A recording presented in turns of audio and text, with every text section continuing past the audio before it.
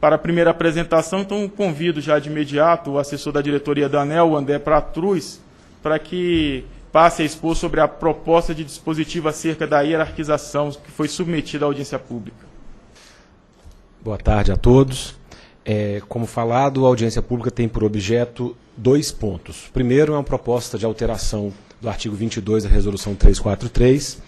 Eu irei apresentar esse item porque a proposta sofreu um aprimoramento, e a proposta que foi de fato colocada em audiência pública sofreu um aprimoramento por parte da diretoria da agência, razão pela qual, então, eu apresentarei esse ponto. Na sequência, será apresentado pelo colega da SGH a proposta de ajuste do checklist que consta do anexo 3 da Resolução 343.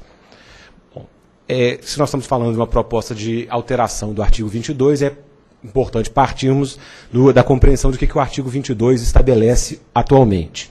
Ele estabelece que para os pedidos de registro protocolados antes da publicação desta resolução, qual resolução? A Resolução 343 de 2008, que estejam adequados e forem efetivados como ativo, aplicam-se as regras previstas na Resolução 395. Ou seja, para todos os pedidos protocolados antes de 22 de dezembro de 2008, tais pedidos estão submetidos às regras previstas na Resolução 395, não sendo, portanto, alcançados pelas inovações introduzidas pela 343. Qual é o universo que nós estamos tratando hoje? A lista completa desses eixos está mencionada, inclusive, no voto que abriu essa audiência pública. Nós estamos falando aqui de 46 aproveitamentos hidrelétricos com características de PCHs, totalizando 582 megawatts de potência. E a lista completa, como eu disse, está mencionada no voto. Aqui é só uma relação exemplificativa. E que mostra que em alguns desses eixos temos 2 ou mais 3 interessados. Bom, a esse universo aplica-se o procedimento previsto na 395. Qual é esse procedimento? Após o registro e o aceite, realiza-se a análise dos projetos. Na fase de análise, não se deve exigir ainda o licenciamento ambiental. Deve ser analisado o projeto quanto aos aspectos técnicos de realização do aproveitamento ótimo. Após essa fase de análise, todos os projetos que forem considerados aptos a serem aprovados, ou seja, que apresentam abordagens conclusivas sobre o aproveitamento, passam para a fase de seleção. Então, por hipótese, meramente exemplificativa, se existem 3 projetos, os 3 projetos devem ser analisados. Se um, eventualmente, não apresenta conclusões adequadas, portanto, um estudo consistente, esse é reprovado. Então, temos 2 estudos que vão ser hierarquizados, vão para a fase de hierarquização. Na fase de hierarquização, como todos sabem, o critério mais relevante é o critério de terra. Acaba sendo esse o critério que dirime a disputa.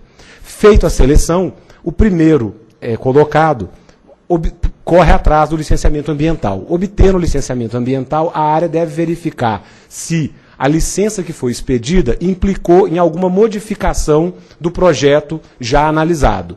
Se não tem nenhuma modificação, ok, está aprovado o projeto básico, que agora ele apresenta a licença ambiental, que é compreendida como um requisito para a aprovação do projeto, mas se a licença impõe alguma condição que implique uma mudança do projeto, tem que ser dado um tempo para fazer essa readequação e, uma vez apresentado em prazo razoável, é aprovado o projeto e parte, então, para a fase de outorga. O que a gente quer ressaltar é que, portanto, só há que se falar em hierarquização quando temos mais de um projeto em condição de ser aprovado. Só há disputa quando existem pelo menos 2 projetos com abordagens conclusivas. Este é o rito normal, tradicional da Resolução 395. Qual é a proposta após o aprimoramento que foi colocada em audiência pública? É uma inversão das fases de seleção com a aglutinação da fase de análise e aprovação logo após a seleção dos interessados. Mas essa inversão só vai se realizar se e somente se haja prévia e formal manifestação favorável à inversão de fases por parte de todos os interessados envolvidos na disputa. Então, se num determinado eixo existem 3 interessados com projetos aptos, com projetos apresentados, a proposta é que sejam notificados para se manifestar os 3 se tem se concordam com a inversão da fase. Vamos primeiro hierarquizar para depois analisar os projetos, em vez de analisar os três projetos.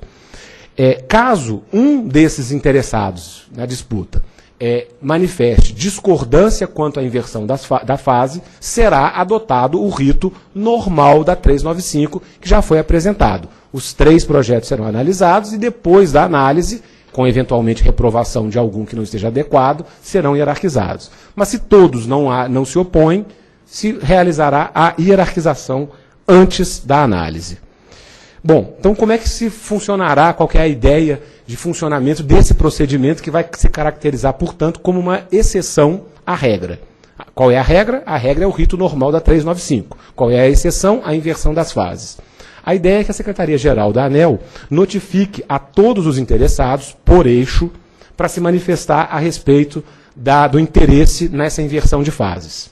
Havendo concordância de todos, por eixo, então, se os 3 daquele eixo concordarem, aquele eixo terá as fases invertidas. Outros eixos podem acontecer de outra forma, caso um dos interessados, dos respectivos interessados, não concorde.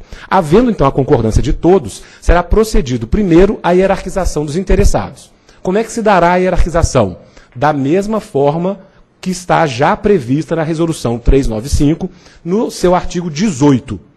Portanto, o critério de terras continuará sendo o critério preponderante, haja vista que essa é a regra da 395. Não está se mudando nenhuma regra de conteúdo material aqui. Bom, após a hierarquização, o primeiro colocado terá o seu projeto analisado. Como é que vai ser feita essa análise? Pelos critérios do artigo 12 da Resolução 395, evidentemente sem exigência de licenciamento ambiental. Para que este interessado, caso tenha seu projeto aprovado, possa diligenciar no sentido de buscar esse licenciamento ambiental. O que acontece se o primeiro colocado tiver seu projeto reprovado?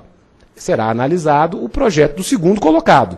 E assim sucessivamente, até que algum interessado tenha o seu projeto caracterizado como adequado, ou acabem-se os interessados e, portanto, o eixo seja aberto para novos interessados.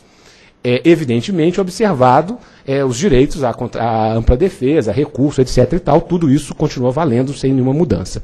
E, na hipótese do primeiro, segundo, do selecionado ter o seu projeto considerado adequado, para efeito de aprovação desse projeto, será aí sim exigido que ele apresente a licença ambiental e a respectiva DH, a reserva de disponibilidade hídrica. Uma vez apresentado, da mesma forma que no rito original, vai ser feita uma análise se esse licenciamento implica em alguma alteração do projeto já analisado. Se houver a necessidade dessa alteração, será dado um prazo para que seja feita essa adaptação. Se não houver, ele é aprovado, parte para a outorga.